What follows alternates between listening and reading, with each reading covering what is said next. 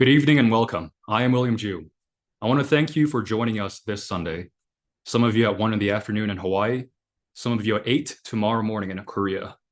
Some of you are pursuing your education at universities spanning from California to Europe, and some of you are on American military bases around the world. Wherever our profession and the quest for wisdom have scattered us, each of you was willing to take the time out of your day to sit in one room to listen to great teachers, old and new, who I will confess with some pride, taught many of the military officers on this call. Before we turn to our main event, let us tell you what the Foundation Society is and why it exists. I'm Gary Fuller, West Point class of 2023. I previously served at 3rd ID at Fort Stewart, and now I'm the Executive Officer for Army Recruiting in Salt Lake City, Utah. Part of my daily work and my current assignment is administering the Oath of Enlistment. Over time, it became apparent to me that many of us do not sufficiently understand the Constitution we swear our lives to, and many of us, including myself, have not sufficiently read and studied its foundations. Our Constitution is the outcome of a long tradition of asking what justice is, what a good regime looks like, and what rights are afforded to us from our Creator. The Foundation Society is dedicated to reviving Western civic education and engaged citizenship. Two teachers who have been instrumental in our own education join us today. Dr. Hugh Liebert is Professor of Political Science at West Point, Director of the Dawkins Graduate Scholars Program, and co-director of the American Foundation's Minor. He holds a doctorate from the Committee on Social Thought at Chicago, and he is the author of the award-winning Plutarch's Politics and Gibbon's Christianity. He will speak for Plato. Dr. Robert McDonald is Professor of History at West Point and co-director of the same American Foundation's Minor. He graduated from Virginia, read at Oxford, holds a doctorate from Chapel Hill, and is the author of Confounding Father, Thomas Jefferson's Image in His Own Time, and editor of Thomas Jefferson's Military Academy. He will speak for Jefferson. To the audience, please follow along using the flyer. Following the disputations, moderated by myself and Gary, the floor is yours and I encourage you to use it. This is a society that hopes to cultivate engaged citizens, and one way to be engaged is to question. We will begin at Disputation 1. The Republic begins with a catabasis, a descent. I went down to the Piraeus. Every reader of the book makes that descent with Socrates. In the summer of 1814, an old man and a young republic made it too, and he did not enjoy the trip. Jefferson wrote to Adams that he had, quote, amused himself with reading seriously Plato's Republic. He asks how it could have been that the world should have so long consented to give reputation to such nonsense, and he complains of, quote, the whimsies, the puerilities, and unintelligible jargon of this work. Adams wrote back that he had forced himself through all of Plato, and, quote, my disappointment was very great, my astonishment was greater, and my disgust was shocking. He learned, he says, exactly two things from Plato. One was where Ben Franklin had plagiarized the idea about exempting farmers from war, and the other was, quote, sneezing is a cure for the hiccups. And yet, and here's the question I want to put before our two guests, Socrates admits at the end of Book 9 that his city exists only as a pattern laid up in heaven for a man who wants to order his own soul, a city in speech echoed later by St. Augustine's City of God. While Jefferson, the man who dismissed him, pledged his life, his fortune, and his sacred honor to found a city of man, a city indeed. And furthermore, during his leadership of our republic, he founded the United States Military Academy at West Point, where today men and women are selected at a relatively young age because of their capacities for leadership, courage, self-discipline, and responsibility, and are subjected to a regime of education and virtue and gymnastics, eating and living together in common mess halls, far from the oversight of our biological parents. He also spent his final decade building another Platonic academy, Dr. McDonald's alma mater, and an institution I had the privilege of attending for a short year, the University of Virginia. The question stated is, was Callipolis, the beautiful city, ever meant to be built? And as a supplementary question, would Jefferson, or for that matter, Plato himself, have preferred the city of pigs?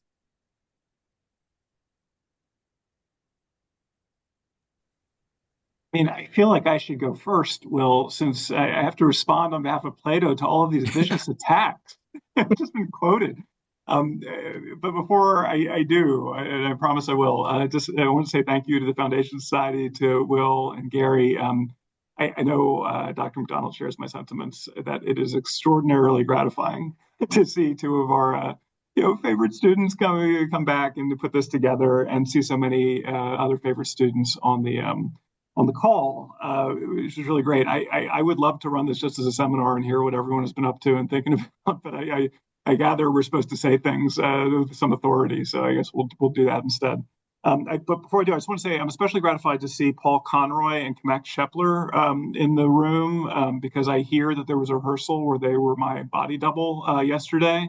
So they are now part of my tag team. And if you ask me any very hard questions, Will or Gary, I'm going to call them in and they will speak on Plato's behalf. At least help me. Sounds good, sir. All right, good. You're good. And then just lastly, it's such a pleasure. My dear friend and colleague, Rob McDonald, and I do so many wonderful things together that I really, really enjoy. And talking about Jefferson and Plato. I don't know that we've done before, but this is going to be really fun. So I'm looking for this. All right. So the question was, is Callipolis meant to be realized? And what about the city of pigs? So I'll try to answer briefly, and then I turn it over to Rob to speak on Jefferson's path. So meant to be built. In a certain sense, explicitly not. In a certain sense, kind of. In that, the name of Plato's book is not actually the Republic. That's part of a propaganda campaign that Cicero launched to convince Romans and other spirited citizens of republics that they could read Plato and it would be okay. The name of the book, though, is Politeia, which is roughly translated regime. So Plato's contention in this book, through his great protagonist Socrates, is that there are 5 distinct ways that human beings can order themselves together in society. And he wants to suggest to us that the best of them he calls aristocracy, the rule of the best people, the most virtuous. Second worst, democracy, rule of the people. But there are 5 varieties. In a certain way, every regime aspires to be an aristocracy. Democracy wants to be ruled by the best. It wants to say that by means of election, by means of granting everyone equal rights, we can both recognize the natural truth of human equality and recognize certain degrees of inequality that are relevant to ruling well, living well, and politically. And so in a way, we can have the best of both worlds, I think. So in that sense, democracy and every other regime tries to be an aristocracy. Socrates is critical of that. He says, on the one hand, aristocracy is kind of realizable in that everyone's reaching for it all the time. In another sense, though, every other regime, apart from aristocracy, is bound to decline and fall and slip away from the true best regime. And so he wants to show us what the best really is. And it might be imaginary, but it's still realistic as an ideal that we can strive for. So that's the sort of. In the no, not meant to be realized at all sense, this elaborate thought experiment he engages in is supposed to be a metaphor for the soul. So even if it's the case that he doesn't persuade you that you can realize the best regime, I hope we have a chance to talk about all the strange institutions he recommends and whether or not they could be realized. But even if you don't believe that, right, you don't think that his political proposal makes sense, he wants to persuade you that your soul, what each of us individually is, myself, all of you, the way we are structured as human beings, points towards a kind of perfection that we can strive for individually and have a far greater chance of achieving than we can achieve perfection on the political level. So in that sense, yes, absolutely, he means it to be realized. Does he like the city of pigs? He does not like the city of pigs, I think.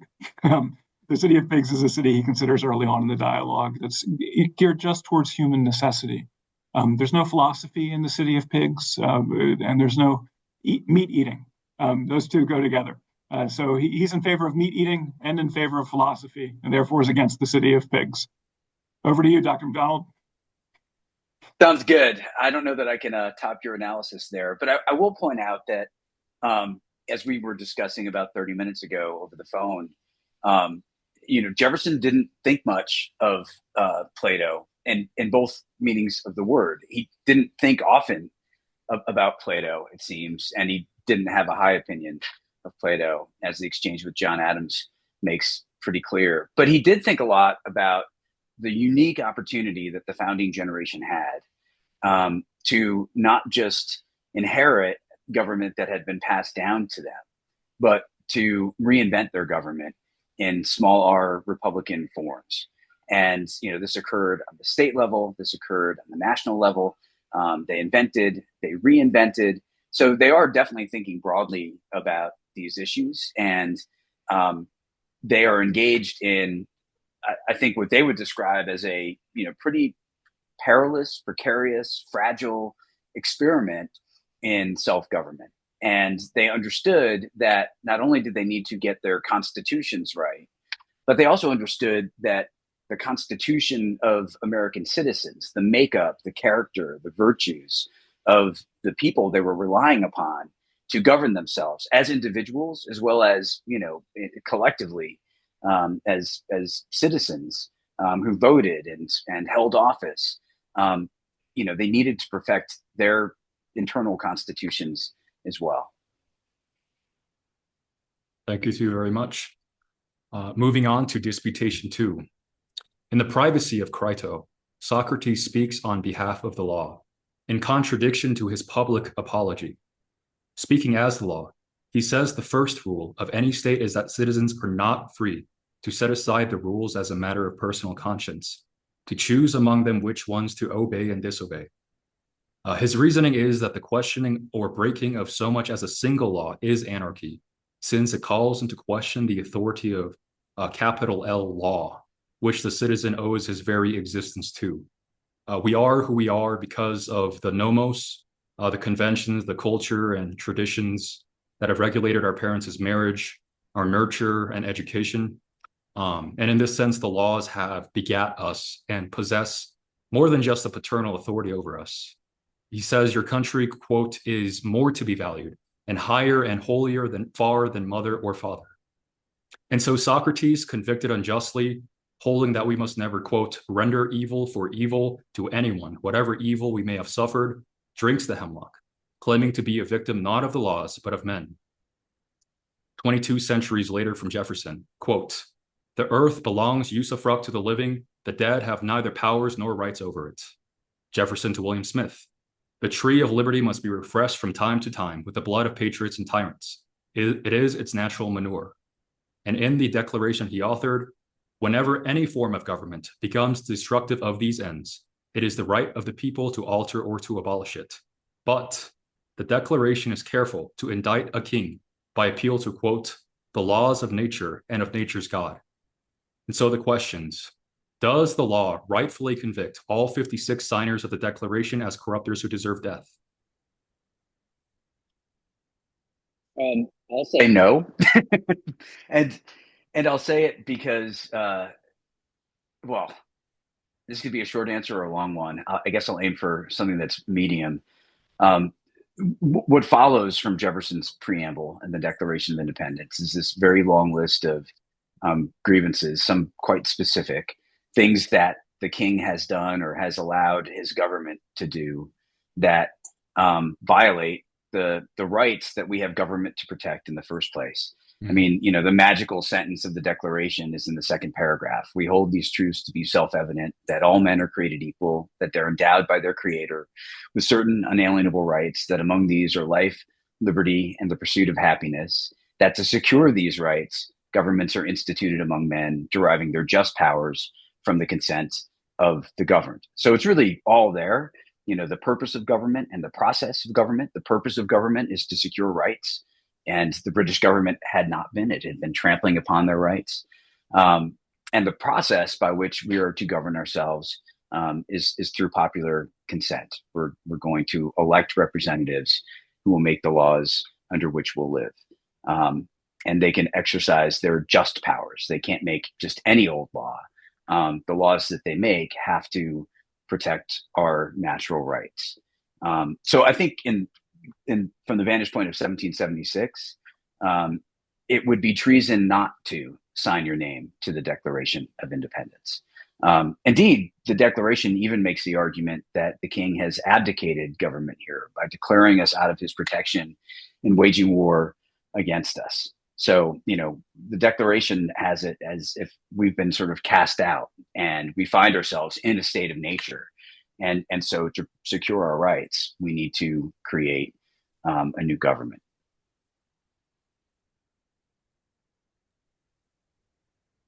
Okay. Yeah. So the question of the status of law in Plato is a very difficult question, and I have to fight the temptation, like Dr. McDonald did, to speak for hours on that question. Let me just say, one of the interesting things about trying to study Plato and speak on Plato's behalf is that it's very hard to understand exactly what he meant even what Socrates, as a character in most of his dialogues, means. Jefferson, in this letter, we read, says, and I'll quote him, thousands of volumes have not yet explained the Platonisms engrafted on them, and for this obvious reason, that nonsense can never be explained. Is put down. But one of the problems he points to, and Adams seems to take up too, is that there are a lot of different dialogues. I mean, we have 35 of them that come down to us under Plato's name. In the Crito, he says, you should obey laws, even unjust laws. In the Apology, he speaks against unjust laws. The Republic actually opens with a critique of all law, not just unjust laws, but just laws too, that points out that every law, even a very good law, is going to have to face some exception where it's just to violate the law. So his example is, do you give a knife back to a crazy person who was sane when he gave you the knife? And he says, no, you don't do that. So every law, even the really good ones, like give back and do what you say you're going to do and so on, they all have exceptions. So I think the way that, that Plato would set us up to think about this is, what are the right kind of motives for violating traditions, for revising traditions, for even declaring revolution? And I think the way he would frame the question is really, what are the motives for that? Are they the sorts of things that a just person could do out of commitment to principle, to reason? Or are the fundamental motives for doing this sort of thing anger, resentment, the sense that we colonists have been treated like subjects, not with the pride we deserve? Or even low motives, like wanting to defend our property and increase it or protect slavery or whatever. I certainly think you can give an account of the American Revolution. It's one that I believe in, where the highest possible motives motivate, most of the founders who are involved in it. And I think that's the kind of account that Plato would reach for. Moving on, Gary will moderate Disputations 3 and 4. Thank you, gentlemen. So for Disputation 3, the architecture of the state and the soul, the regime and the men who constitute it. So our third question related to that disputation is about direction. Basically, what shapes what? The regime or the soul? Both Plato and Jefferson argue at different moments in both directions. Sometimes the regime shapes the soul, sometimes the soul shapes the regime. Take Plato. Most of Book 8 is the regime shaping the soul. Each kind of city breeds its own kind of man. The regime seems to stamp the citizen. But Plato also runs it the other way. The city is born out of human need. No one is self-sufficient, so we gather together and the city forms a response. So souls come first. Jefferson does something similar. In his 1813 letter to Adams, the soul shapes the regime. There's a natural aristocracy of virtue and talent given out by nature, and the best government is simply the one that gets those men into office. But turn to the notes of the state of Virginia, query 19, and it reverses. The farmer, working his own land, grows an independent soul, while dependence, he says, suffocates the germ of virtue. There, your mode of life forms your character, or the arrangement makes the man. So the question I have is, which has the stronger effect, the regime shaping the soul or the soul shaping the regime?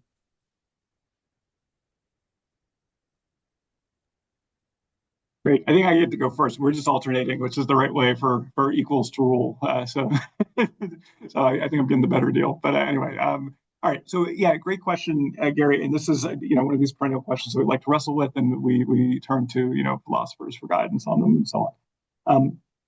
So Socrates is going to say both of these are obviously true. In the public, the text that I'm briefing today. So the regime shapes the soul. Let's start there. What is a regime? Plato would say that a regime is a way that a human group orders itself, and it orders itself around a shared belief in what's good. Democracies believe that humans are equal and free, and therefore pursuing more equality and more freedom are good things, right? An oligarchy thinks that wealth is good, so pursuing more and more wealth is a good thing, and so on. So he wants to say that each group pursues a certain vision of what the good is, and shapes people accordingly. So if you're born into an oligarchy, you're going to grow up thinking wealth is great. If you're born into a democracy, you're going to start thinking freedom, and equality are great. And the education you receive is going to be shaped by that.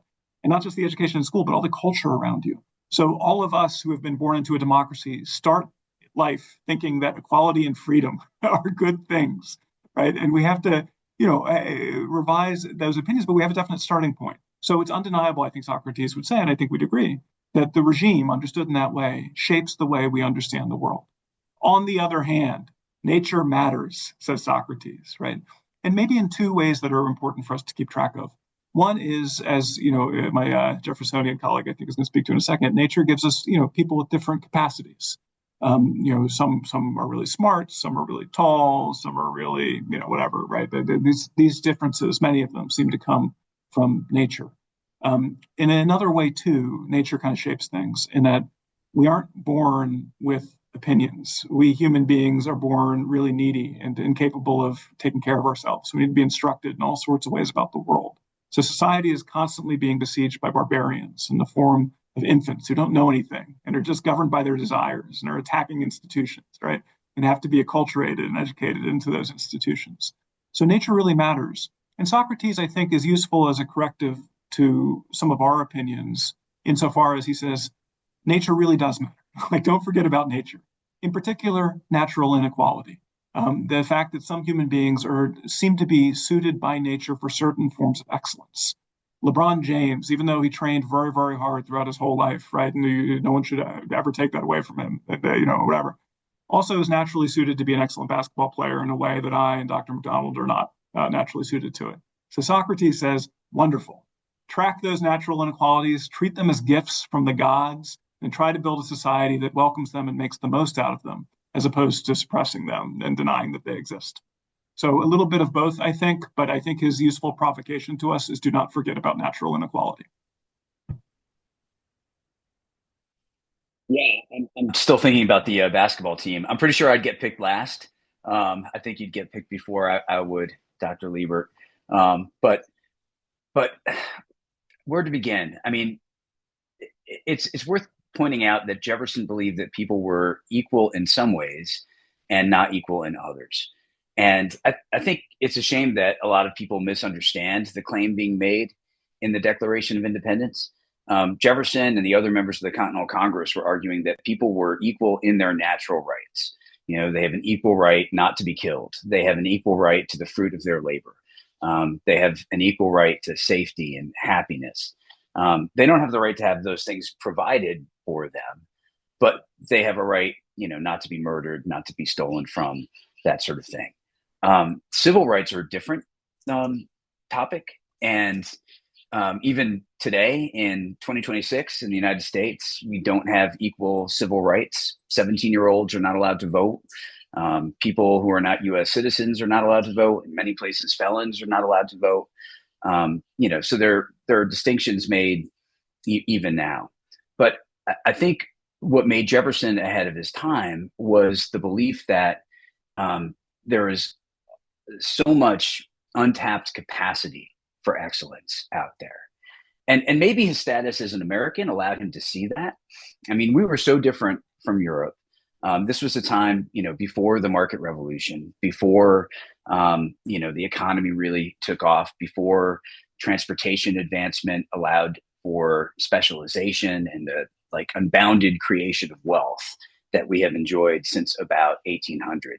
This was a time where wealth was denominated essentially in land.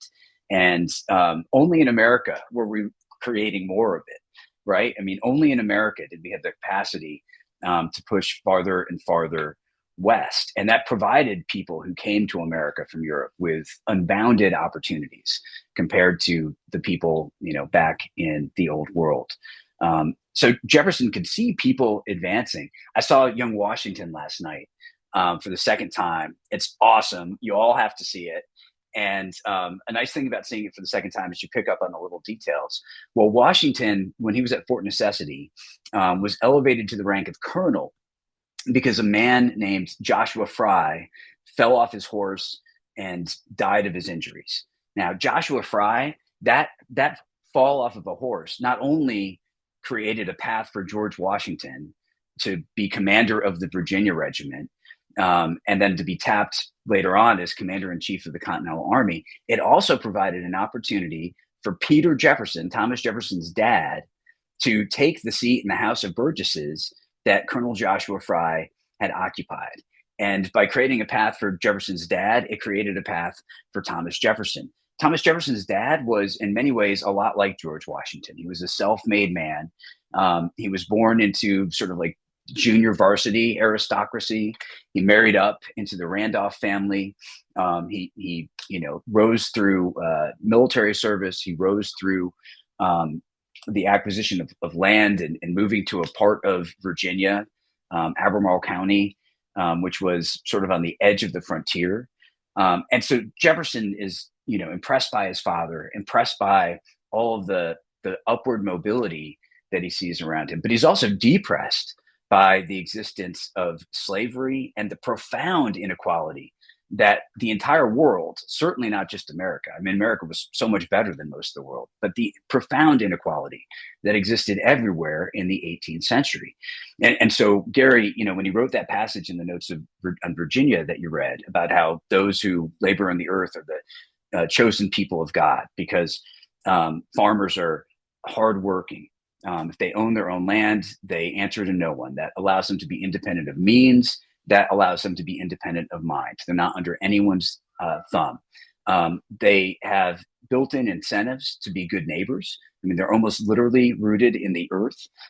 So, if a neighbor wants to borrow a tool, they're going to loan the neighbor the tool. If they borrow something from a neighbor, they're going to return the tool in good order and without being asked twice, because they know that their reputation in a community like this matters.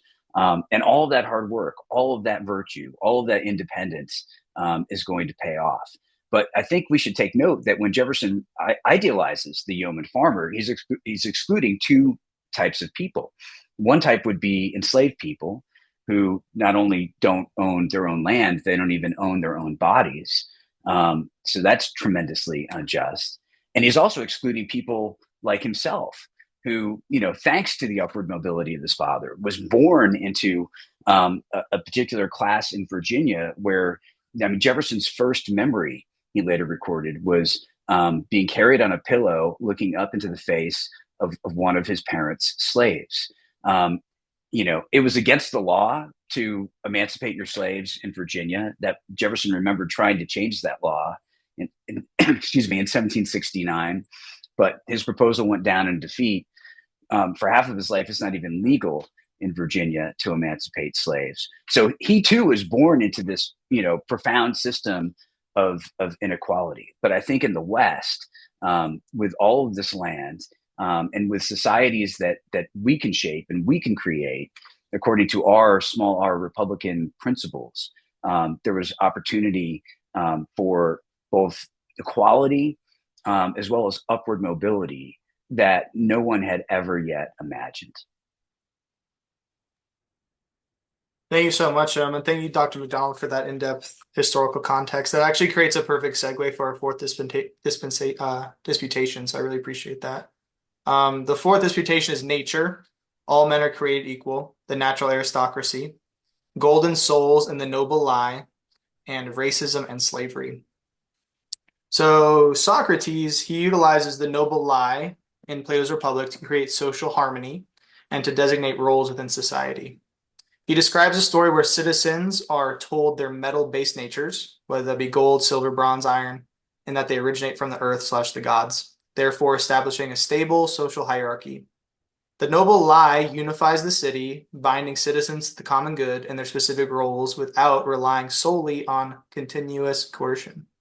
Jefferson argues in his 1813 letter to John Adams that there is a natural aristocracy of virtue and talents, and that nature gives out these virtues and talents unevenly. Both place men within a hierarchy, but one claims that this requires a lie, while the other argues it happens naturally. So I have a question for each of you. So for Plato, is the myth of different metaled souls a myth, or is it a true account of natural inequality just made by Socrates into a tale? And for the Jeffersonian perspective, if Jefferson believes in a natural aristocracy, is all men are created equal the noble lie of our specific regime?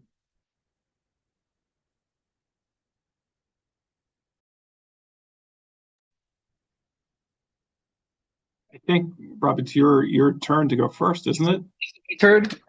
We Well, have to follow this norm. We have no other rule guiding us. The Credo tells us we have to obey laws. Well, my answer is pretty simple, and I in a way almost provided it. So sorry about that, Gary. I don't know if it was a great segue or if I stepped on this question, but all men are created equal in terms of their natural rights.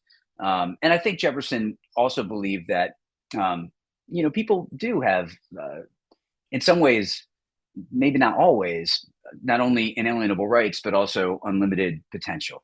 It's incredible what people can achieve if they are given a decent opportunity to do so. I mean, one of the things that Jefferson pushed after the Declaration of Independence was passed was, like John Adams, Jefferson went back to his home state. He went back to Virginia and he tried to reform the laws. And one of the laws that he proposed in 1779 was his bill for the general diffusion of knowledge, which would have essentially created a system of education within Virginia. I mean, Jefferson thought that education was in some ways the great equalizer, or at least the great opportunity provider. Back in his time, sons of the aristocracy were able to receive formal tutoring or formal education, eventually go to the College of William and Mary or go to the College of New Jersey, as James Madison did. But what Jefferson hoped was that there would be publicly funded education for all free boys and girls for 3 years, and they would be taught reading, writing, arithmetic, history, and that this would equip them not only to flourish as individuals, but also to flourish as citizens, that they would be able to be engaged citizens who could watch their government, who could sort of jealously guard against the government encroaching upon their liberties or gaining too much power. And then from that group, the most talented boys would advance to what he called grammar schools, but we might think of it as sort of a middle school, where most of the parents of these boys would pay for their tuition, but there would be free tuition reserved for, truly deserving and truly needy young men. And there, the learning would be more advanced. And from that group, the best and the brightest would be able to go to the College of William and Mary, or later, when he had the idea for the University of Virginia, the University of Virginia. So I think he viewed education as, a great opportunity provider. And it's interesting that while this bill did not pass, over time in Virginia and elsewhere, Jefferson's vision came to fruition. And it would be fun to bring him, to the present. And I think a couple of your questions are going to invite us to imagine, what he would think if he were around in 2026. I'd be very curious to hear what his thoughts were on the state of public education in America. And I wonder if he might refine some of his ideas in response to, the realities that have emerged. So I'm really glad we've come around to this letter on the wards and the school system that he proposes, because I would love to focus on that a little bit more. And I'm not sure that it's totally foreign to the spirit of Plato's Republic. It's an interesting point of contact between them. But let me begin by just heightening the contrast. So the section of this book that Gary's calling our attention to, The Noble Lie, essentially says that all human beings are created unequal and endowed by their creator with certain very different capacities that should be reflected in society. So we should understand the city, Socrates says, as if, everyone before they were born was in the earth and they had some god mixing a metal with their soul. And then when they got into society, they ended up either in the, one of these three strata that Socrates describes, the rulers, the guardians or warriors, or the craftsmen, depending on the metal that they've had mixed with their soul. So that myth is doing a few things in the course of the book. I mean, it's very different, than our founding, account that we're created equal and endowed by our creator with certain inalienable rights. It's a justification of social hierarchy, not of equality. But it's a myth that Socrates presents as reflecting the truth of things, not as a lie meant to manipulate people necessarily, but as meant to reflect the truth of things in a way that can be socially useful. He suggests to us that all societies require certain kinds of myths, or, truths expressed in poetic or mythical form. And that's an interesting thing to meditate on. I think there's a lot of truth to that, in fact. But in any event, it's supposed to reflect this truth about human beings that we come in these three different, kinds, according to Socrates. but also to reflect the fact, as you said, Gary, that we all come from the same place and therefore have a kind of fraternity with one another. We all come from the same soil in his account. And importantly, the myth is supposed to justify social mobility. And this, I think, is maybe the most, the part of it that tracks most closely with Jefferson's proposal in the schools. Because Socrates' idea is that there's a natural tendency for parents to want their social status to be passed on to their kids. It's a very, very strong thing. Those of you who don't have kids yet maybe haven't experienced it fully, but you definitely will, right? You really, really want your kids to have every privilege in life. And so his idea is that you're going to have some really talented people born to the lower classes in the society. And in order for the society to be just, they have to be rulers because they're talented. Similarly, you're going to have some people born to rulers in the society who are not, naturally suited to be rulers, and they should be, demoted, so to speak. So the myth gives you a way of justifying that kind of social mobility to ensure that the city is rooted in nature and not in social privilege. And I think that's an important dimension of it. Now, the society that Socrates ends up proposing is rigidly meritocratic. Not meritocratic in the sense of whoever passes the SAT and is good at math and, verbal reasoning or whatever gets to be on top, but in the sense of whoever's most virtuous gets to be on top. It struck me reading this passage from Jefferson that Dr. Manal just analyzed for us, that Thomas Jefferson is being pretty rigidly meritocratic too. And I'm not even sure that his understanding of merit is all that different from Plato's, and that he's not just looking for pure intellectual firepower, but to some degree, high character too, and rigidly selecting the best of the best with a view to those qualities. Is that like a fair read of his proposal for the schools? I think that's very right. Absolutely. All right. Well, maybe we don't have much to disagree about there. That's good.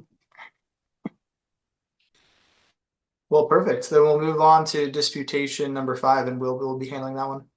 Take it away, Will.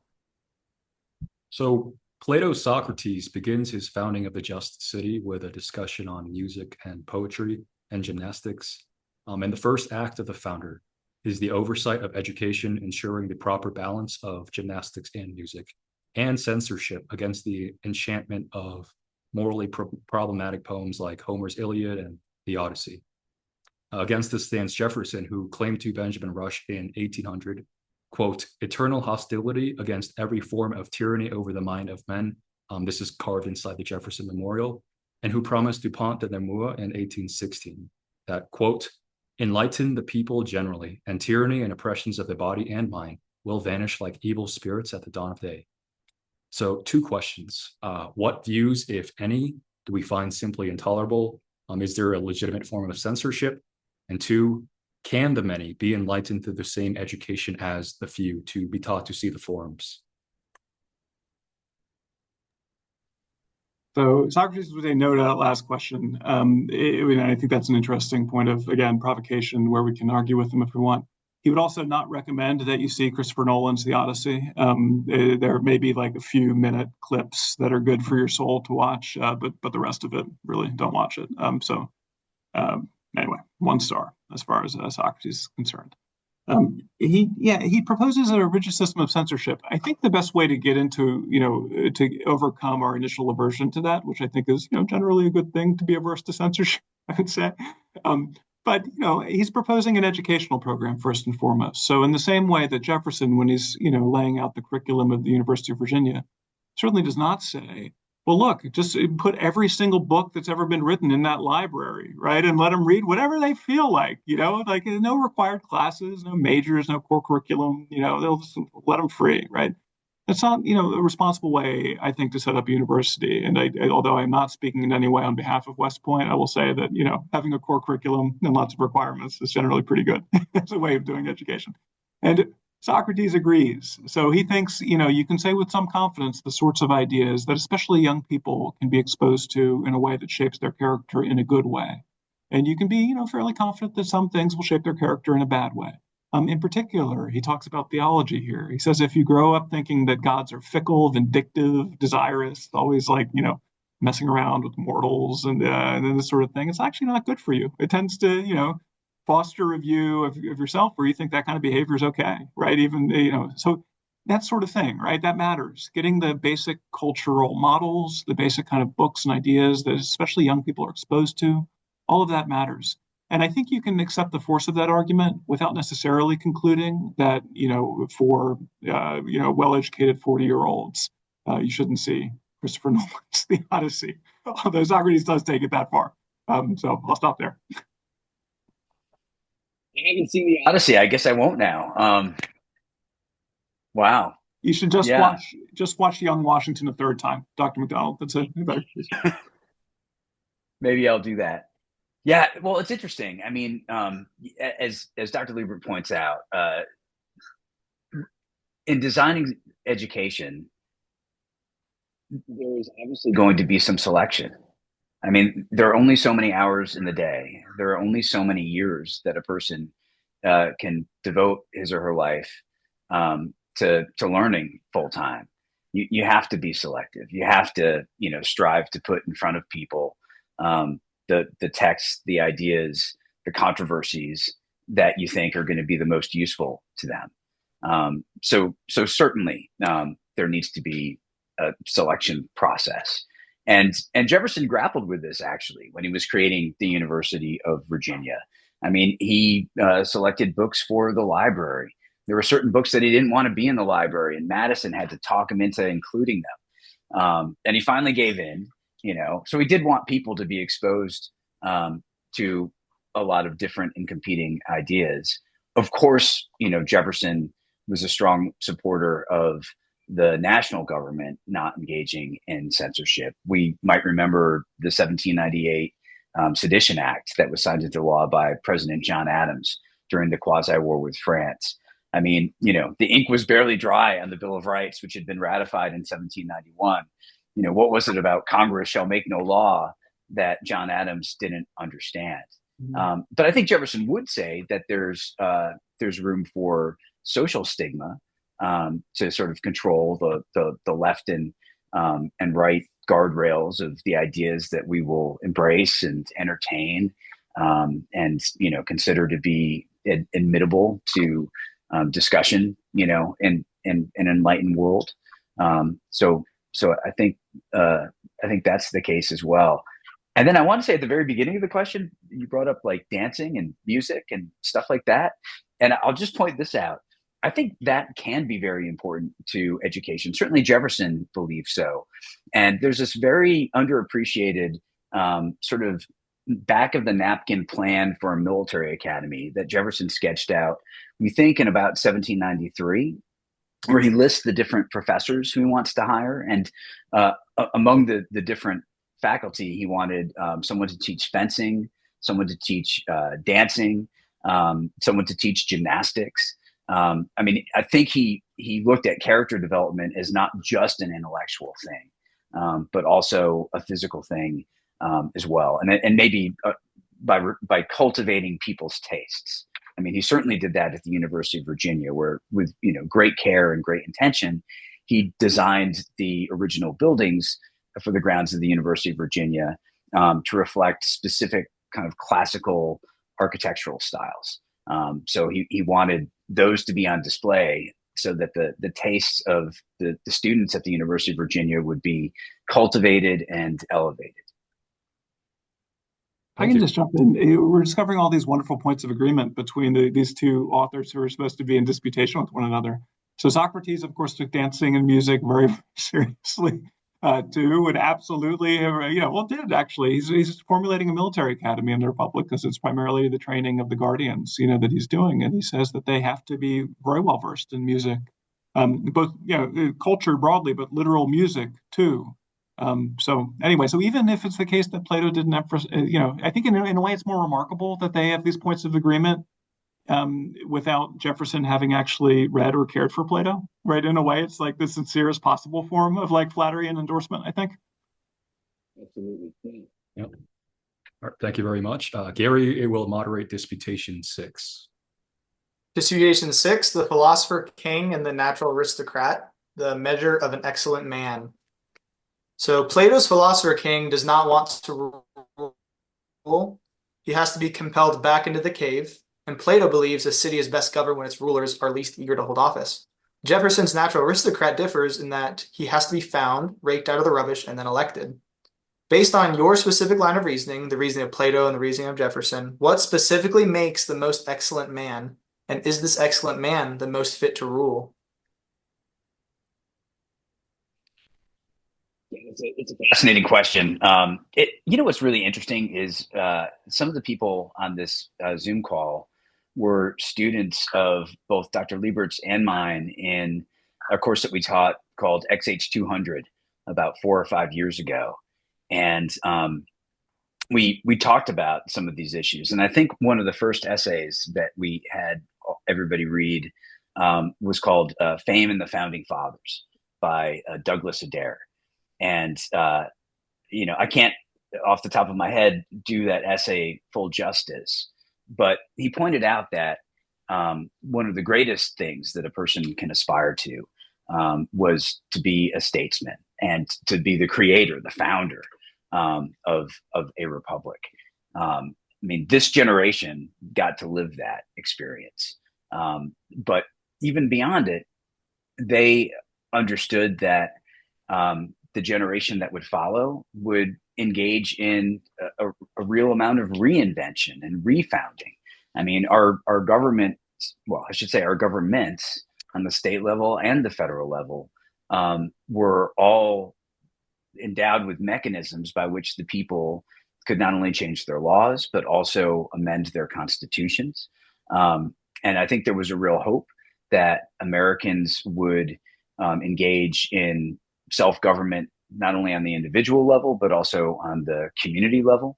One of the things that got Jefferson so excited about expansion into the West was we could sort of leave aristocracy behind and be in this sort of, and it really came true. The Midwest is an awesome place, right? In part because you don't have to worry about, is your last name a Randolph or Fairfax or what have you. And instead, you just work hard and you farm and you engage in your community. Jefferson described ward republics where people would have the ability to sort of, practice their skills in government by leading their communities, on the board of education, on the town council. And then from there, maybe you would go to the state legislature. And then from there, maybe you would be elected to Congress or more. So Americans had all these fantastic kind of training wheels that would allow people of character to prove themselves to their fellow citizens and be elevated to ever increasing positions of power. And it succeeded maybe even beyond Jefferson's wildest hopes.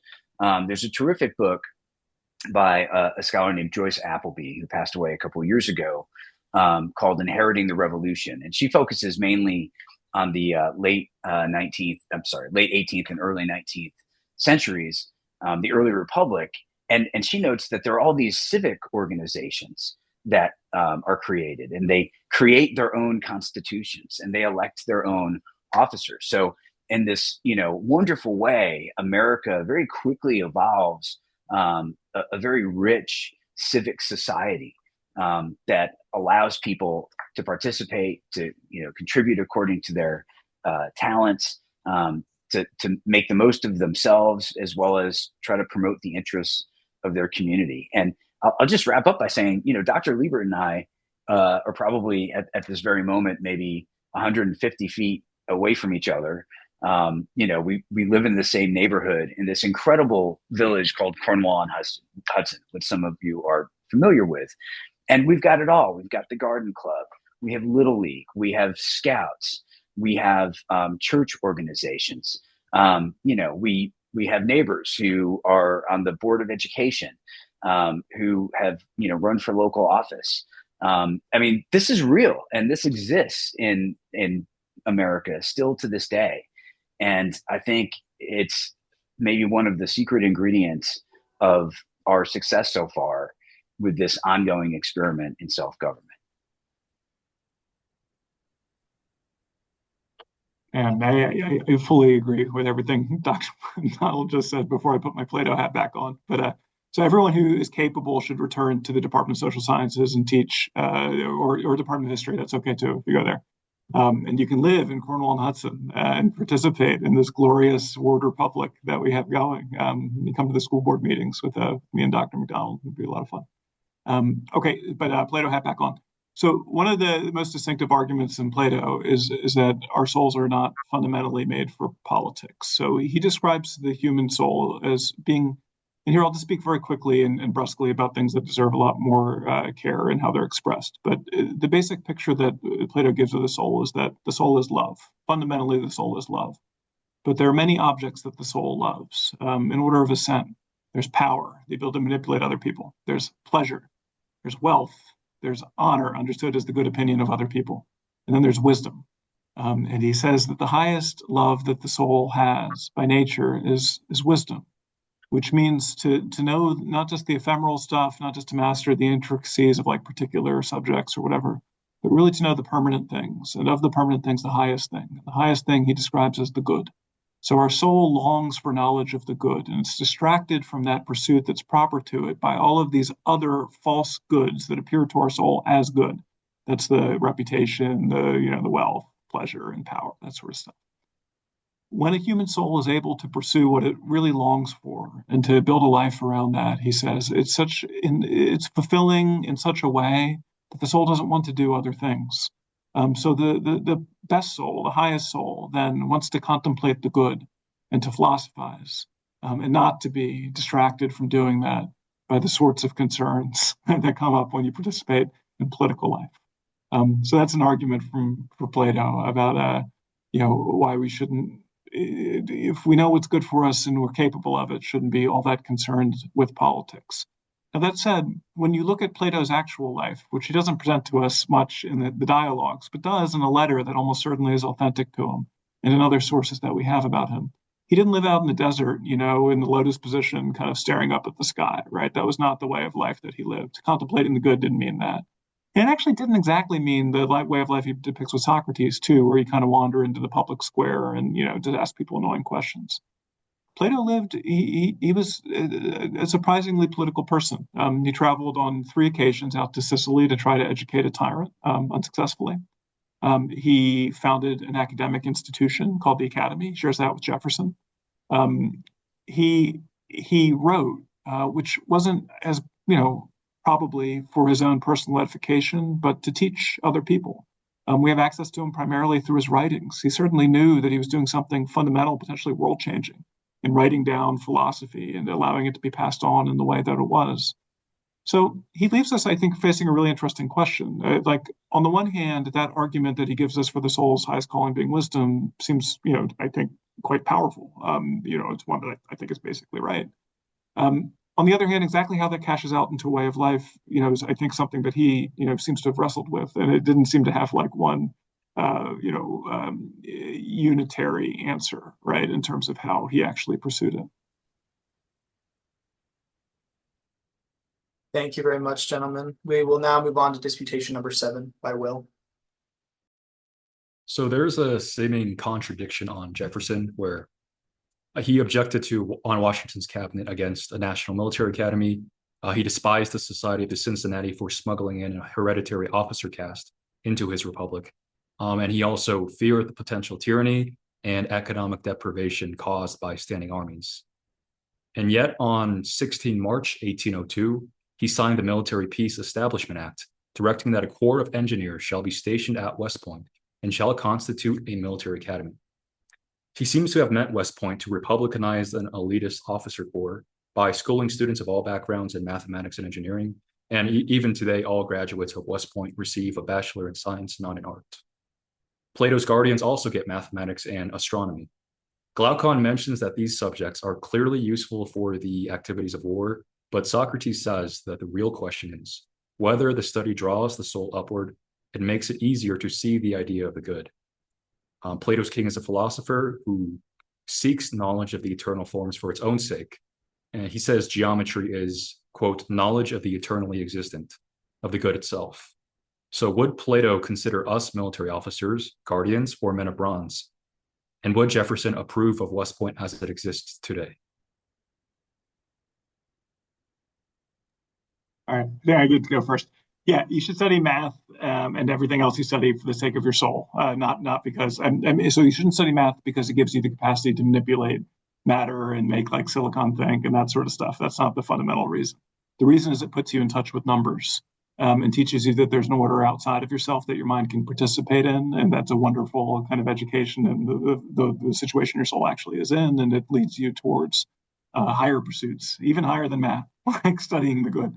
But even gym, Plato would say, should be studied for the soul's sake. So when you go out for a run or you push yourself to a PR in a bench press, what you're doing is telling your body rather, that your soul is in control.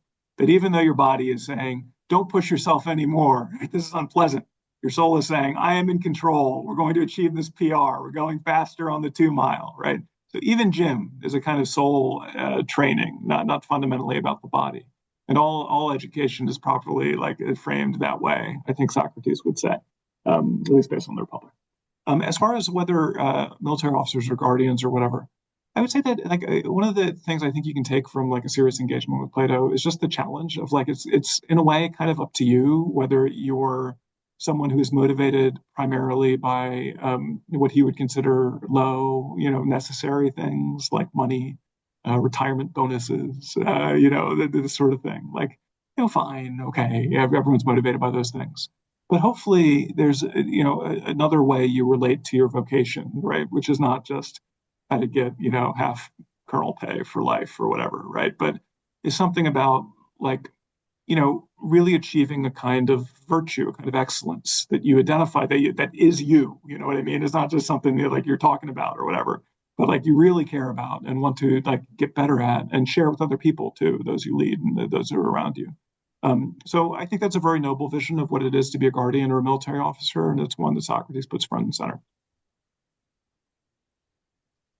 Yeah, so as far as Jefferson and the establishment of West Point, as you point out, Will, it's true. When West Point was proposed during Washington's presidency, and Hamilton was the Secretary of the Treasury, and the rivalry between Jefferson and Hamilton had already begun, he tried to pump the brakes, and he questioned whether this was constitutionally allowed or allowable.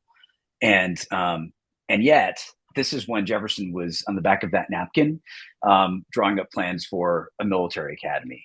I think the best read of that situation is that he didn't want Hamilton to shape the military academy. In some ways, he thought that it was too important, and he didn't trust Hamilton to create the type of military academy that would promote American liberty and not endanger American liberty. Jefferson was by no means a pacifist, but he also wasn't a fan of war, and he very much feared that we would get drawn into European wars that would lead to, all of the things that could undermine liberty. I'll quote Madison, who I think in 1791, maybe 1795, said, of all the enemies of true liberty, war is the most to be feared because it sows the seed of every other. And then he listed debts, taxes, standing armies, encroachments on civil liberty, the growth of government power. So Hamilton, in a memo that he wrote to Washington in 1783, metaphorically referred to British Canada on our left and Spanish America on our right, which is so revealing because it shows Hamilton's orientation. When he is facing forward, he's looking at Europe and he's trying to, model America maybe after Great Britain, which isn't a crazy aspiration, since at that point, Great Britain was the most powerful and the richest and arguably the second freest nation on the planet. But of course, when Jefferson saw the future, his ambitions were in the West. And I think that's where West Point comes in. So there are a couple of different scholarly interpretations of the founding of West Point by Jefferson in 1802. And I think they're all probably complementary. I don't think they're mutually exclusive.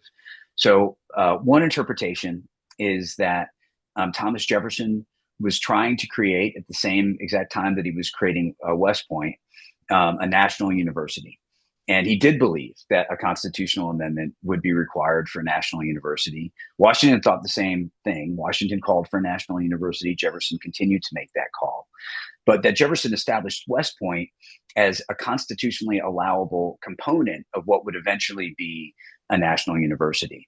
And with Jonathan Williams, the first superintendent of West Point, Jefferson corresponded about the possibility of moving West Point down to Washington, D.C., where the national university would be formed. So, the school of this military academy that focused on engineering would be a college within that national university.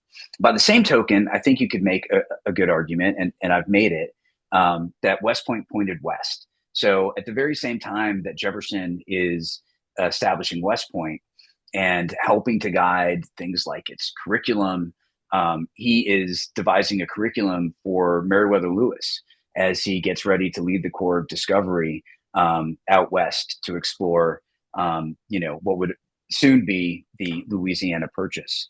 And Jefferson sent Lewis, who was his secretary. He was an Army captain, but he was like a White House aide at the time. And there was no one who was qualified to lead the Corps of Discovery. But he thought that Meriwether Lewis had a decent shot of learning and the raw talent to be able to do it. So Jefferson sent him to his friends, mostly in Philadelphia, who were members of the American Philosophical Society. So that was essentially a scientific organization. It was established in 1743 by Ben Franklin. And Jefferson had Lewis meet up with specific individuals who could teach him, how to navigate by looking at the stars. Art was important because he wanted Lewis to be able to make good maps, as well as provide illustrations of animal species that he encountered out there. French was important because it was a language spoken by many Native Americans, and there could be sort of a chain of translation if you had someone with you who knew French. Botany, anatomy, medical care, all of this is, designed to make it possible for Lewis to successfully lead the Corps of Discovery. And what's exciting is a lot of those subjects and even some of the people who Jefferson had Lewis meet with ended up eventually being in the West Point curriculum or on the West Point faculty. So those two types of education track really well. So West Point, I think, pointed west. That was Jefferson's vision for the Army. We weren't going to be fighting a bunch of Europeans. Instead, we were going to be conquering, consolidating, charting, and establishing, American civilization on this continent. And the Army had a very important role for that. And then the third interpretation of the establishment of West Point, and again, I think these are all complementary. Remember that during the quasi-war with France, Alexander Hamilton was given the opportunity to create what was called the New Army. Washington was officially in charge of it, but really it was directed by Alexander Hamilton, and he had filled it with a whole bunch of Federalist political allies. So Jefferson sincerely questions the fidelity of the American military. And so the American Military Peace Establishment Act of 1802 not only creates West Point, but it also dramatically reduces the Army, I think, so that Jefferson could purge it of some of the worst Federalist officers. And then there's a historian named Ted Crackle who argues that Jefferson considered the political affiliations of prospective cadets' families when he was making appointments. So he was trying to balance out the Federalist presence with also a Jeffersonian Republican presence. I will say Jefferson doesn't push that too far. Jonathan Williams, who was the first superintendent appointed by Jefferson, was a moderate Federalist. One of the cadets who Jefferson appointed to West Point, to the chagrin of all successive generations of West Point cadets, was Sylvanus Thayer, who was also a moderate Federalist. So Jefferson, wasn't rigid in, imposing a political litmus test. But certainly this did allow the Army, as it then naturally grew, to have a much more apolitical flavor to it. And, I think Jefferson would be very impressed if he were to come back to West Point today, to see that we retain that apolitical spirit and bring in Americans from, all walks of life and all parts of the country, which he also endeavored to do. A number of the people who he initially appointed were from the Louisiana territory, including people who were like ethnically half French and half Native American. The second cadet appointed to West Point was a Jewish guy from New York. So, I think Jefferson believed that the military should basically embrace all types of different Americans and be a source of unity for the nation, and not become a source of division or a threat, to the liberty that the government was created to protect in the first place. Thank you. Moving on to Disputation 8. So some classic Platonic tensions are the conflicts between the philosopher and the city, between tyranny and wisdom. From a great reader of Plato, Leo Strauss, quote, "If wisdom or virtue is the highest good, the fatherland or the city cannot be the highest good. If he has to choose between a corrupt fatherland and a well-ordered foreign city, the philosopher may be justified in preferring the foreign city," unquote. And this is in conflict with the virtues of the citizen, patriotism, piety, obedience to norms. And indeed, philosophy has often been the criminal study of nature, of universal truths outside of the city, of the natural sciences, and reasoning that undermines the gods, the myths, the laws, the nomos of the city. And tyranny is similarly criminal, a regime of rule outside and against law and against nomos, the type of man willing to break the law of Crito. Thus, the Platonic teaching that the philosopher and tyrant are not opposite types, but the two potential destinations of the one and the same erotic, desiring, passionate nature, the same longing, turned upward to wisdom or turned loose on the city. And in Book 8, it actually gives us the birthplace of the tyrant. Quote, "Tyranny naturally arises from democracy, and the most aggravated form of tyranny and slavery out of the most extreme form of liberty."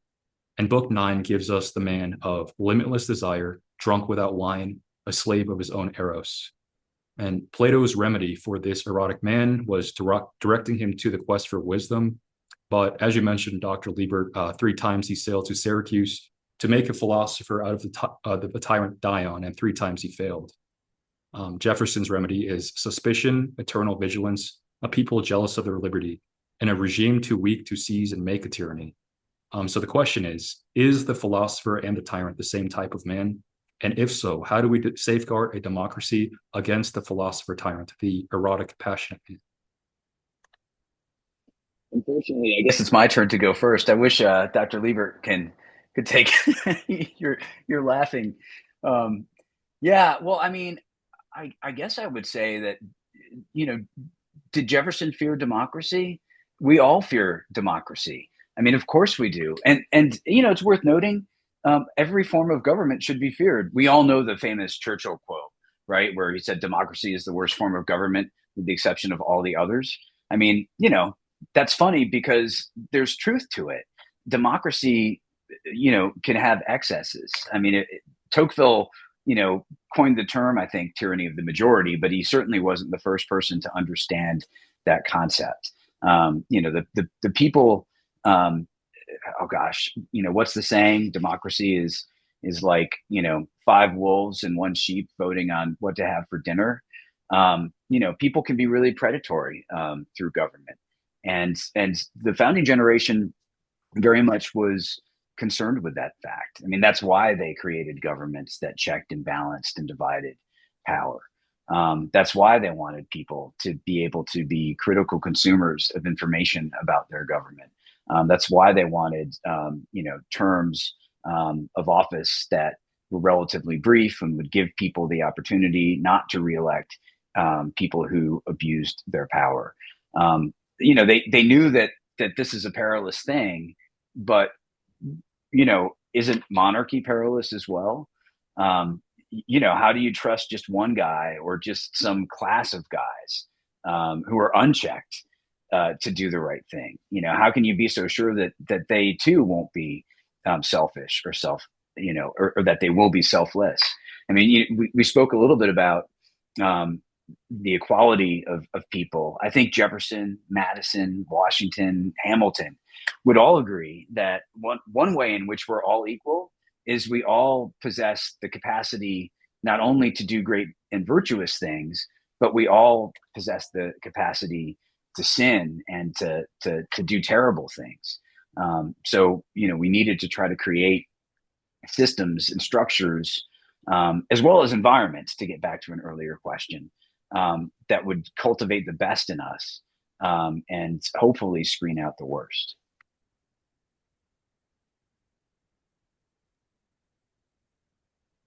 Yeah, so I think Plato agrees with lots of those basic insights, and it ends up in kind of very different conclusions or kind of like startling claims, many of which will summarize.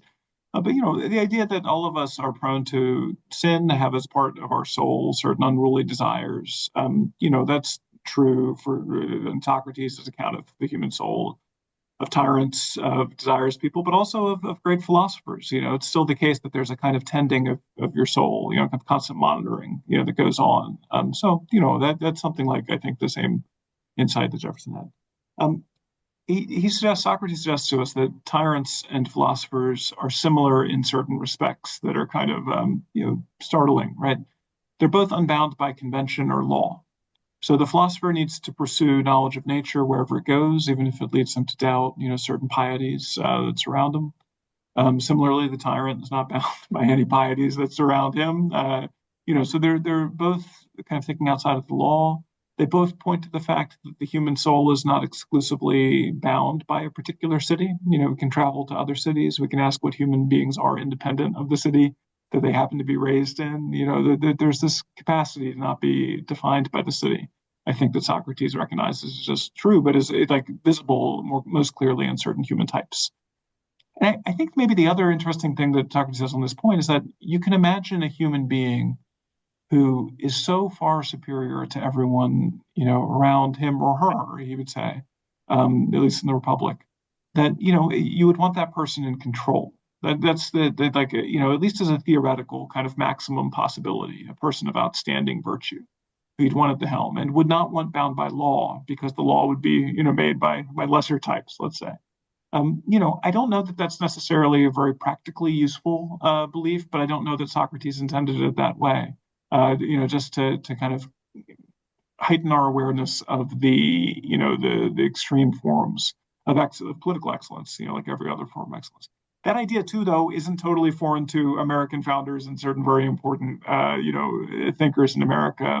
I like to read in my American political thought courses, I'm sure I've read with many people on the call, Lincoln's Lyceum Address, where he thinks through in wonderful, profundity, just what this type of human being, the kind of tyrant slash philosopher slash antinomian, whatever, like ruler, who might actually be justified in ruling and certainly wants to rule on his own, right? What that person is kind of like and how you deal with the challenges politically that human type presents.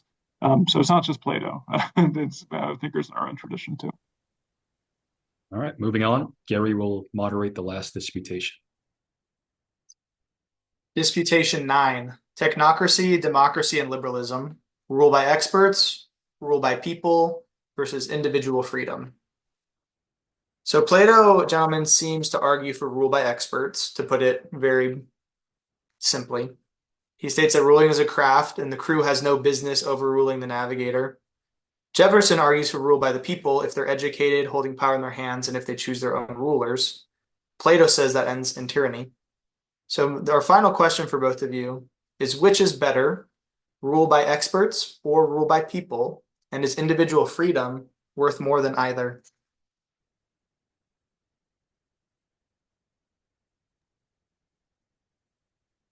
Okay, so I get to go first now. Is this right? Okay, I'm not violating our norm.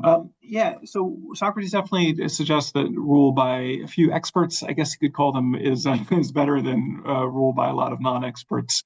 With the difference being that we shouldn't think of kind of masterful bureaucrat or technologist or whatever as the person we have in mind.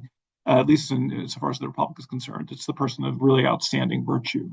And wisdom, but that's a little bit different, I think, than saying an expert or a technocrat or, what have you. One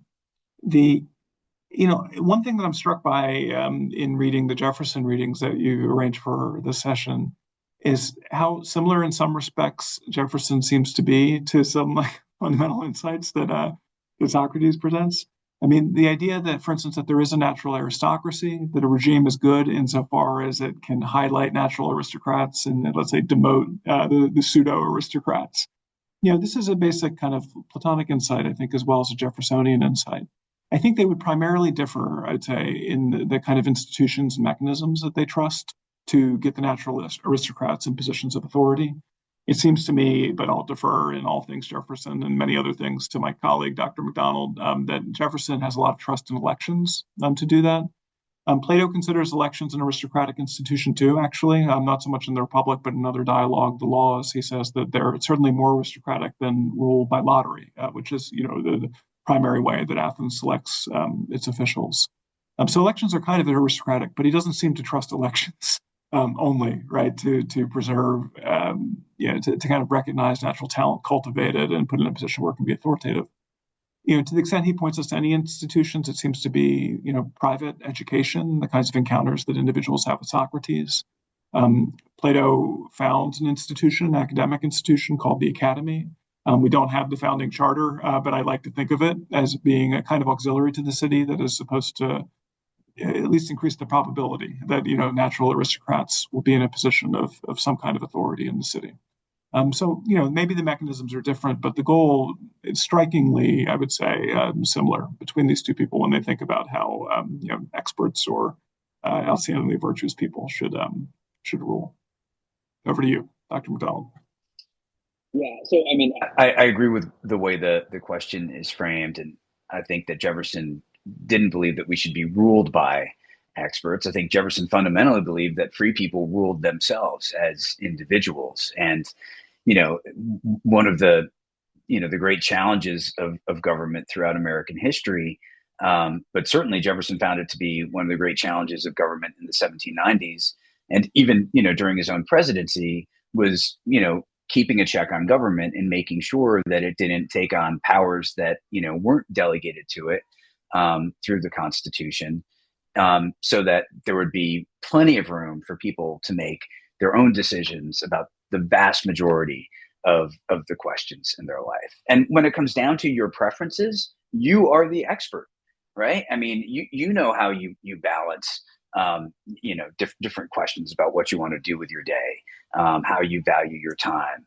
Do I want to mow the lawn or do I want to go to Five Guys? I mean, I want to do both, but what do I do? I need to mow the lawn, so I'm going to do that. That's probably not the best example, but I think you all get what I'm saying. I mean, Jefferson wanted to provide maximum space for individual Americans to have freedom over, their own decisions. But, he wasn't an anarchist. We were going to have a government. We needed leadership at various levels, and, people in positions of authority did have to make decisions. I'll say that Jefferson throughout his life cultivated relationships with a lot of experts and a lot of different things. And I think one of the good things about Thomas Jefferson is he was humble enough to always reach out to people who he thought, had particular expertise and seek their advice. Washington was famous for doing that as well. So, I think leaders who are humble, I mean, that's a rare quality, but, office holders who are humble and are able to seek advice from people who know what they're talking about is a very good thing. But to have this sort of technocracy, this progressive Wilsonian city manager type government, I shouldn't have said that because some of you don't know what I'm talking about, but a big push of the progressive era was the creation of all sorts of professional schools of government and the idea of civil service and essentially creating what became bureaucracies, where some people will say we have a fourth branch of government. I think Jefferson would be really hostile to that idea, and I think that's why Woodrow Wilson was so hostile to the ideas of Thomas Jefferson. He understood that just wasn't the thrust of the American founding, that the American founding was endeavoring to sort of maximize the degree to which individuals could make their own decisions about their own lives.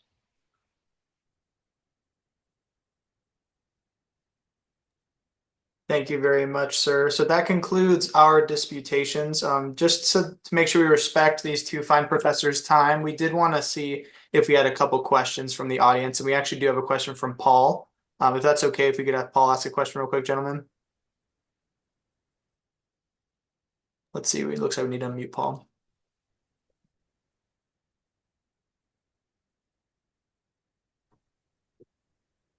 Gentlemen, I appreciate it. Just piggybacking off the Leo Strauss point, Given the explicit and implicit myth-making in the dialogues, what is the true Platonic metaphysics? Strauss and other interlocutors have demonstrated the dissonance between the exoteric and the esoteric Plato. So I'm sort of questioning what's the overall conclusion of these seemingly contradictory dialogues, or are they themselves a meta-dialogue between competing ideals? Accordingly, is the realm of the forms itself a noble lie presented to ensure a moral foundation for society, even if untrue?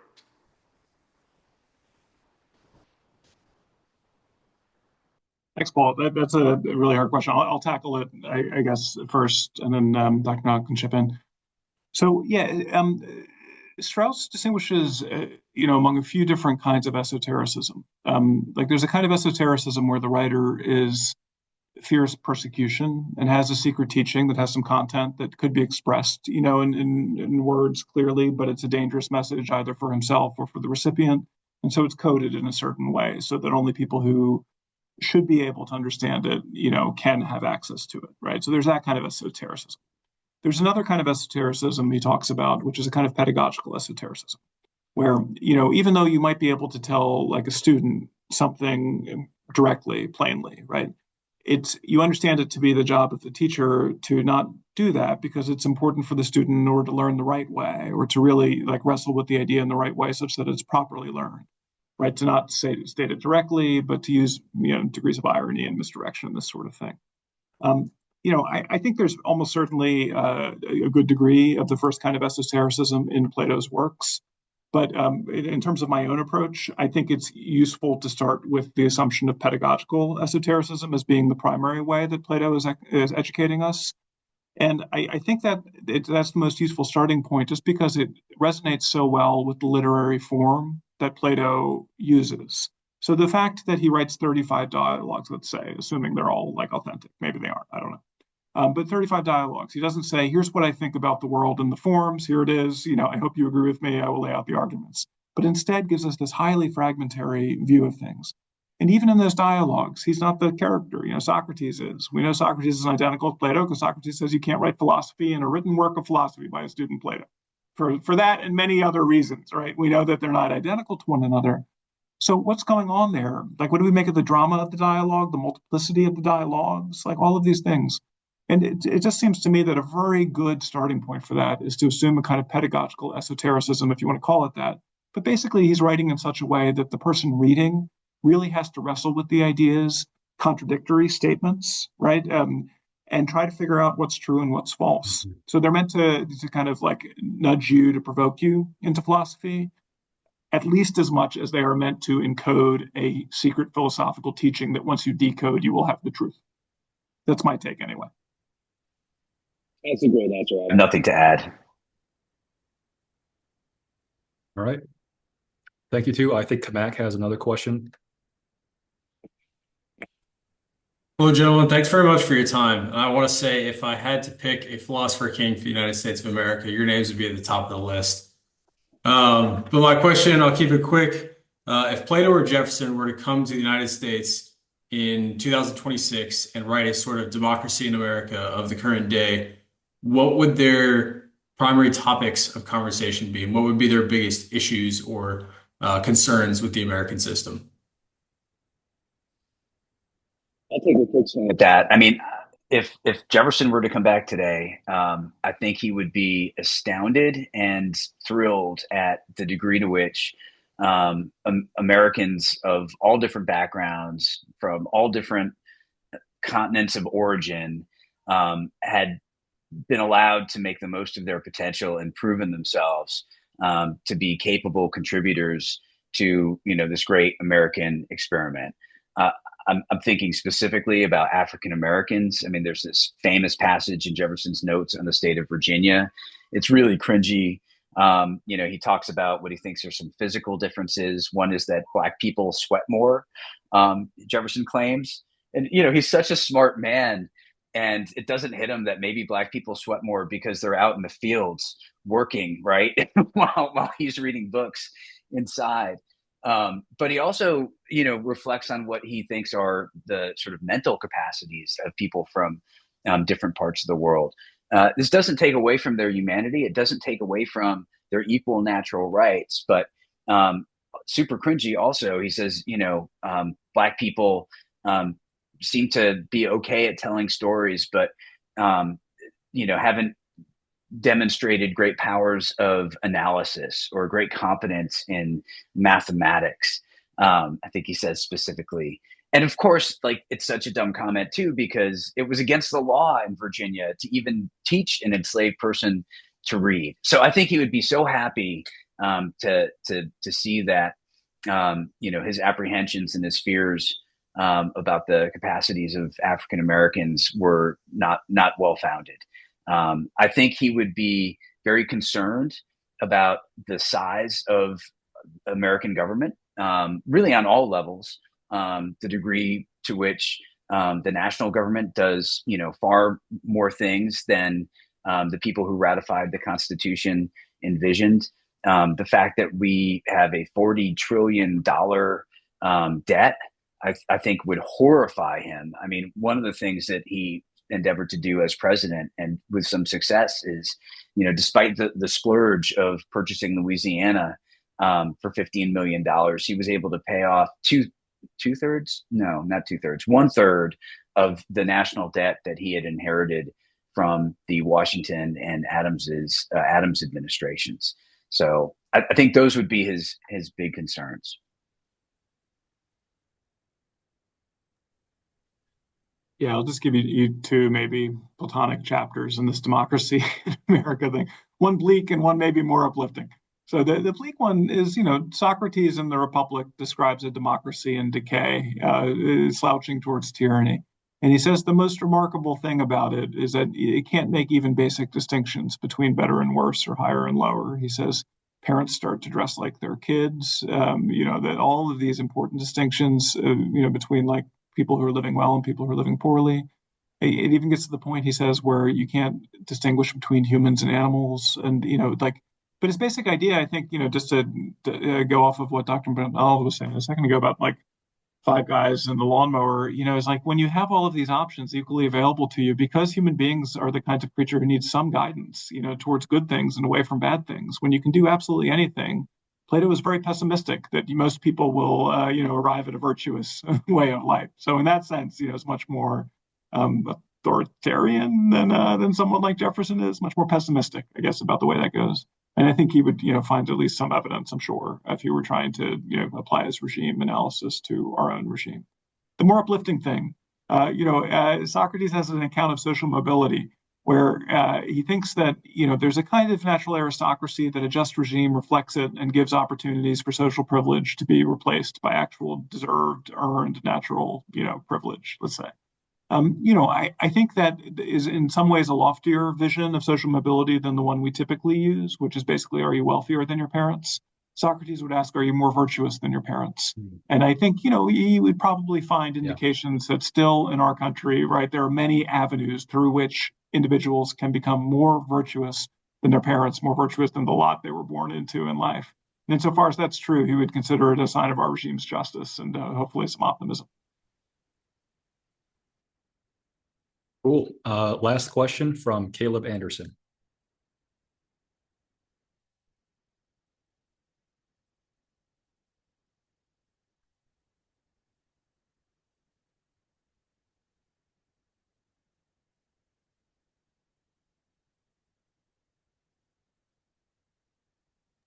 Caleb, can you hear us?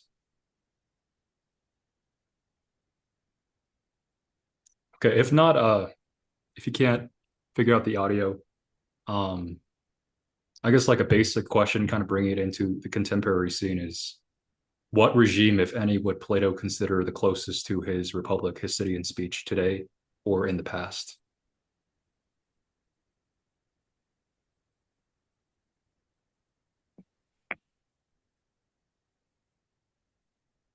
Go ahead, Rob.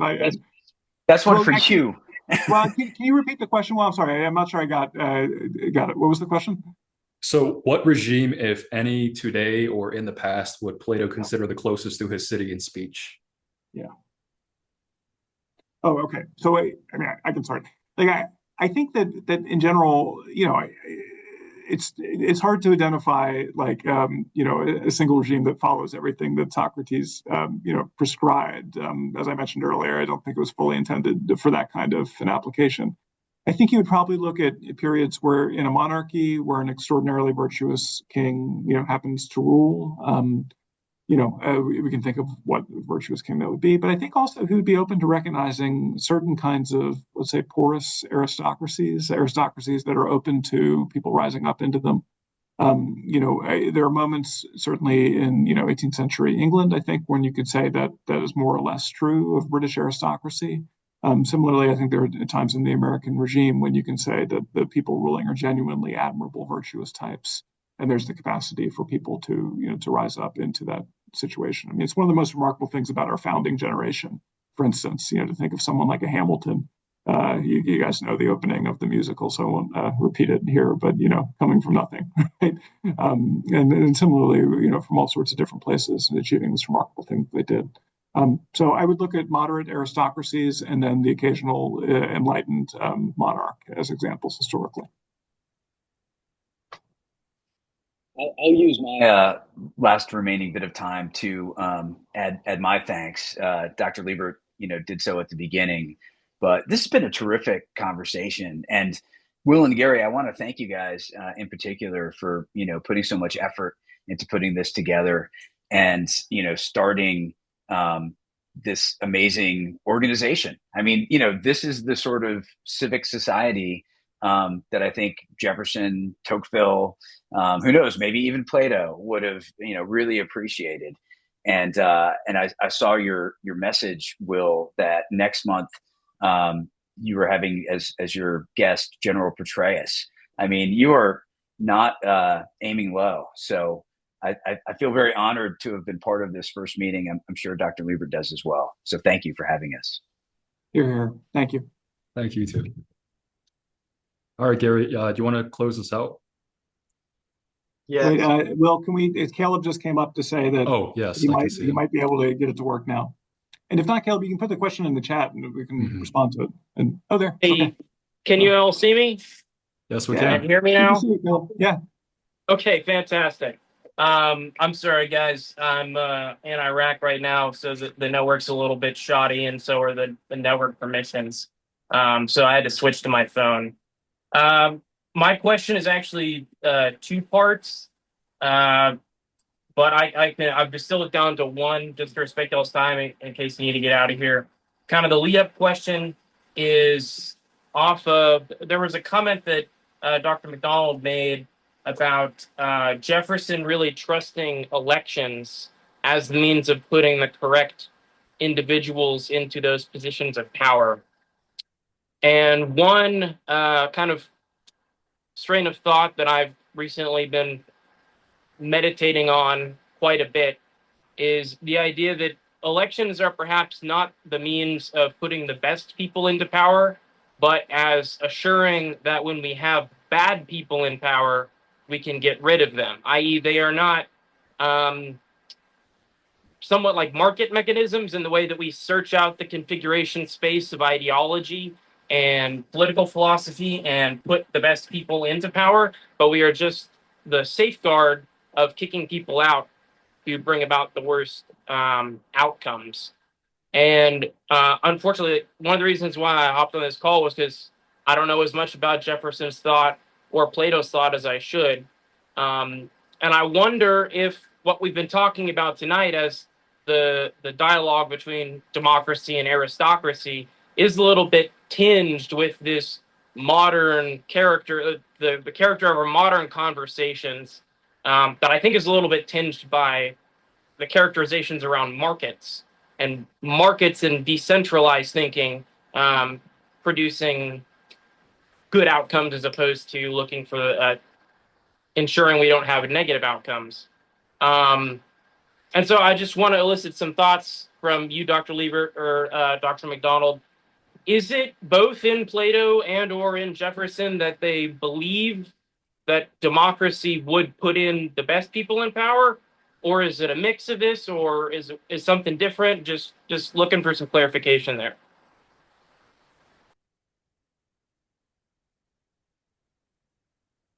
I guess I'll take a swing at that, Hugh, unless you want to go first.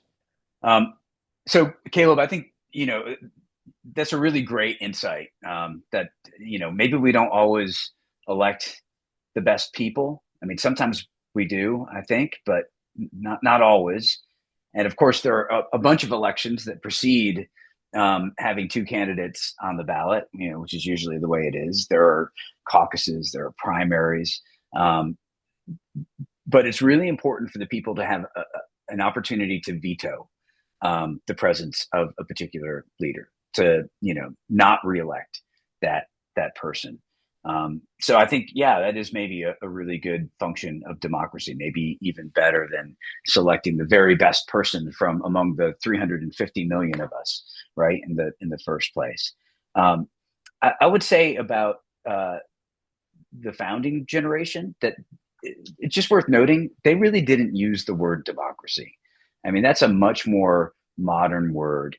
When the Federalists were trying to pillory Thomas Jefferson and his political alliance, they described the Jeffersonian Republicans as Democrats, because they really distrusted their, I think, much more careful and strict and classical definition of democracy.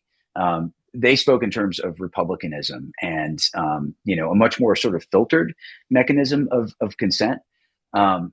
And so, I just think it's worth taking note of that, because it's important not to impose our own presumptions or our own use of terms onto theirs. Yeah, I agree with Dr. McDonald's point. I think it's a nice distinction you make between selecting the most virtuous and like vetoing the most vicious. Let's put it that way, right? And elections do both of those. And vetoing the most vicious might, in fact, be the more important, way that elections work. I thought your market point was really interesting too, and just in case it's helpful to anyone listening, I'll say that the market mechanism I don't think is the predominant metaphor in the ancient sources for thinking about elections, but they do tend to think in terms of competitions. So if you think about like even athletic competitions are really front and center, I think, in how they think about these things. That there's something about seeing people go toe to toe, like in a debate, for instance, in front of the assembly, that reminds them of people like competing in a chariot race or in wrestling or something like this. And there's a way that competition can bring out the best of people, and display very clearly, like in a way that's not obvious before people start competing, who the best of them is. You know more by the end of the baseball game about who's better than you did at the very beginning.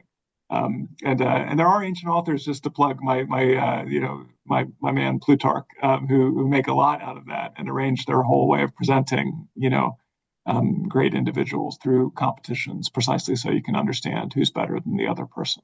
So it's not only markets, right? They clarify, it's actually like athletic competitions and other forms of competitions too. I think it's an excellent question. And since I guess this is the end, thank you again, Gary and Will, for this really amazing opportunity. It's pretty humbling to be the opening act for General Petraeus. I hope we didn't flub that too badly. But thanks again.